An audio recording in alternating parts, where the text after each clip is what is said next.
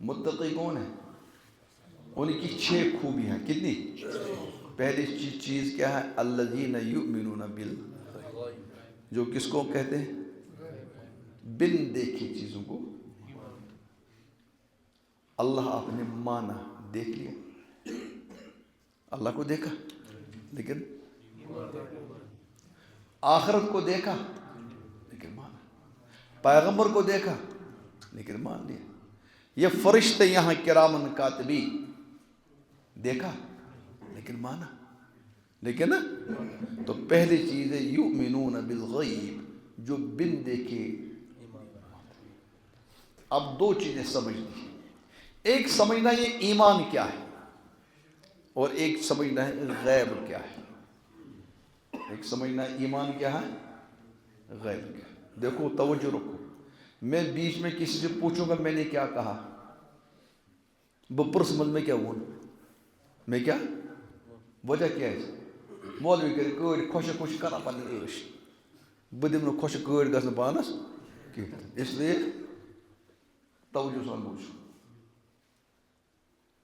تو کتنی چیزوں کو سمجھنا ہے؟ اسی کالس چھو تو حساب کرو موج تاونس یور چھُنہ کانٛہہ مولوی صبح باز پران. کتنی چیزوں کو سمجھنا ہے؟ ایک ایمان، ایمان کو سمجھنا. تم نے دیکھا یہ تبلیغی جماعت والے یہاں آتے ہیں، یہ ایک نعرہ دیتے ہیں، ایک اعلان کرتے ہیں. ہم اکوئی اعلان کرو، پور دنیا میں اکوئی اعلان. نکالا کسی کو 10 دن 40 دن 3 دن، اگلے دن وہ آئے گا. دوستو بزرگوں تشریف رکھو، ایمان و یقین کی بات ہوگی. کیا ہوگی؟ بھئی یہ کیا کر رہے ہیں؟ ایمان و یقین. یہی ایمان ہم سمجھیں گے، یہی ایمان ہم سمجھنے کیا کریں گے؟ کوشش کریں گے. ٹھیک؟ سمجھ لو. آپ سے پوچھے گا کوئی ایمان کسے کہتے ہیں، اگر آپ سے کوئی پوچھے گا ایمان کسے، آپ کیا جواب دیں گے؟ جب مولوی پوچھے گا تم کیا جواب، تو ہینڈس اپ کرو، کہا تم ہی بتا دو. چل گیا کس کرو؟ ہینڈس بتاؤ ایمان کسے کہتے ہیں؟ ونی ونی تو بس سوئی وان نا میں کل بولو سوئی وان سبن میں سوئی وان میں سمجھا پنے ہیں، میں سمجھا کیا میں نے ساری سمجھاؤ. بتا ایمان کسے کہیں گے؟ تو اتنا شروع ہوئی وانا. اب بات ہوگی. دیکھو جب ہم کہتے ہیں ایمان کسے کہتے ہیں، یہ ایک محدثین متکلمین بڑے بڑے علماء اس پر بحث کرتے ہیں ایمان کسے کہتے ہیں. میں سادہ زبان میں سمجھاؤں تمہیں، اس لیے میں نے کہا میں ہی کہوں. ہر ایک آپ کو کہہ سکتا، کوئی مجھے اس کا اشکال نہیں، کوئی نہیں کہے گا. ہر ایک اپنی طرف سے کہہ سکتا، لیکن میں ایسی بات کروں جو مجھے آگے بھی اس کی ضرورت پڑے گی اور دوسروں کو بھی اس کا فائدہ. عام طور پر ہماری کتابوں میں جو لکھا ہے ایمان، ایمان کہتے ہیں تصدیق ما جاء بہ النبی صلی اللہ علیہ وسلم. یہ عربی میں ہے. اردو میں کریں گے تشریح. حضور علیہ السلام، حضور علیہ السلام خدا کی طرف سے جو دین لے کر آئے، اس پورے دین کو دل سے ماننا.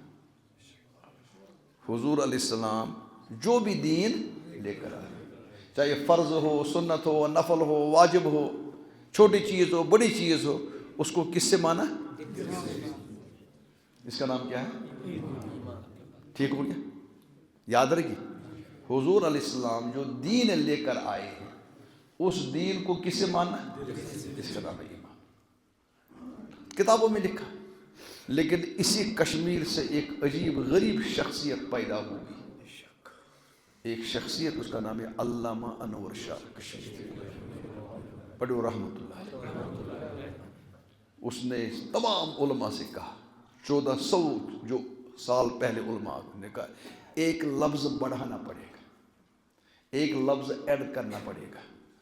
جب ایمان کی صحیح ریفرنس ہو جائے گی، صحیح تعریف ہو جائے گی. وہ کیا؟ انہوں نے کہا تصدیق ما جاء به نبی صلی اللہ علیہ وسلم اعتمادا علیہ، اعتمادا حضور علیہ السلام جو دین لے کر آئے اس تمام دین کو دل سے ماننا، لیکن نبی پاک صلی اللہ علیہ وسلم کی ذات پر اعتماد کرتے ہوئے، نبی پاک صلی اللہ علیہ وسلم کی ذات اقدس پر اعتماد کرتے ہوئے نبی کی بات کو ماننا، اس کا نام ہے ایمان۔ انہوں نے لفظ ایک ہی بڑھا دیا، کون سا؟ کہ نبی کی ذات پر اعتماد کرو۔ دیکھو لفظ چھوٹا ہے، بڑے علماء تو چھوٹے لفظ بولتے ہیں لیکن مطلب بڑا لمبا ہوتا ہے، اور ہم جیسے تو بڑے باتیں کرتے ہیں کچھ مطلب نہیں کرتے۔ تو اب پوری تعریف کیا ہوگی ایمان کی؟ یہ ایمان کسے کہے گی؟ حضرت نبی پاک صلی اللہ علیہ وسلم جو دین لے کر آئے اس دین کو ماننا کسے؟ دل سے، لیکن نبی پاک صلی اللہ علیہ وسلم کی ذات اقدس پر۔ اب مسئلہ یہ بن گیا، اگر آپ نے یا کسی نے حضور علیہ السلام کی کوئی بات دل سے مان لی لیکن اعتماد کسی اور پر کیا تو وہ ایمان نہیں۔ نبی علیہ السلام کی بات کو ماننا، نبی علیہ السلام کی ذات پر اعتماد کرنا۔ اور آج کے زمانے میں بیماری یہی ہے۔ آج کے زمانے میں کیا ہے؟ کون سی؟ یہ ایمان صحیح نہیں ہو لگ رہا، اس لیے لوگ جا رہے ہیں۔ پتہ نہیں کتنے نوجوان آج دین کے بارے میں شک میں مبتلا، مشکوک ہے، اتیش بنتے جا رہے ہیں، دین سے بھاگے جا رہے ہیں۔ اور یاد رکھ لو یہ ایمان جو ہے اتنا مضبوط کام ہے۔ حضور علیہ السلام نے مکہ کے 13 سال صرف ایمان پر ہی محنت کی، کوئی عبادت آئی نہ، نماز نہ روزہ نہ حج نہ زکوٰۃ نہ کچھ، صرف کیا؟ نماز آگے لاسٹ میں جب معراج ہوگی، سب سے زیادہ کس پر محنت ہوگی؟ کیونکہ جب تک ایمان نہیں ہوگا اعمال پر انسان کھڑا۔ آج اتنے لوگ بیان کر رہے ہیں، تبلیغ کر رہے ہیں، یہ کر رہے ہیں، کتابیں آ رہی ہیں، کیا ہم ٹس سے مس ہو رہے ہیں؟ کیوں؟ مثلا ہم کہتے ہیں سود حرام ہے، سود کون مولوی نہیں کہتا، یہ کون واعظ خطیب نہیں کہتا، لیکن سود چھوڑ رہے۔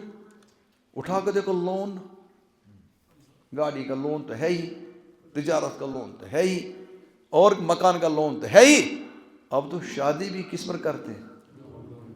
لون کا پیسہ نکالا۔ کیوں؟ ناک اونچی رہی، ناک یا کاشر پہ ونان ناو تھود، کیوں؟ میرا نام رہے۔ اور ہم کہہ رہے ہیں حرام ہے، حرام ہے۔ قرآن نے کہا فَأَذَنُوا بِحَرْبٍ مِّنَ اللَّهِ وَرَسُولِهِ، ہماری طرف سے اعلان جنگ ہے اس کے لیے جو سود نہیں چھوڑے گا۔ اور ہم سن رہے ہیں گنے میں نہیں۔ اور دیکھو عرب کا پورا معاشرہ سود میں لت پت تھا، پورا معاشرہ سود میں تھا۔ جب قرآن کے نازل ہوا کہ سود حرام ہے، میرے پیغمبر اسلام نے کوئی کیبنٹ نہیں بلائی، کوئی مشورہ نہیں بلایا، کوئی پولیس نہیں رکھی، بلکہ حضور علیہ السلام نے لوگوں کو جمعہ نماز میں جمع کیا۔ ارے ایمان والو، سود حرام ہے، سود اتنا کہنا تھا، سب سودی کاروبار ختم، سب سودی کاروبار ختم۔ دیکھو وہاں ختم ہو گیا، بس ایک ہی اعلان، کوئی پولیس نہیں، کوئی ایف آئی آر نہیں، کوئی کیبنٹ نہیں، کوئی مشورے نہیں، اعلان۔